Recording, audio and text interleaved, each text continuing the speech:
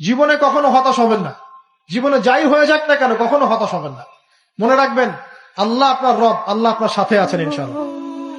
এই সমাজ আপনাকে যেভাবে শেখায়, কিভাবে শেখায়, এই যে স্কুল, কলেজ, ইউনিভার্সিটি, চাকরি, বিয়ে, সন্তান প্রতিপালন, আর তারপর ইন্না লিল্লাহি ওয়া ইন্না ইলাইহি রাজিউন, এই তো শেখায় নাকি?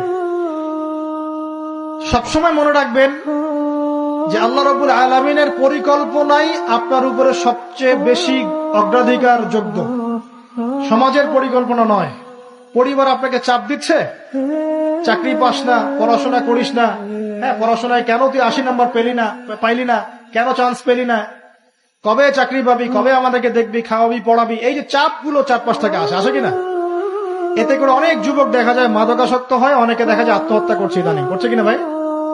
এই শব্দটা থেকে আমি এই পয়েন্টটা আজকে লিখেছিলাম যে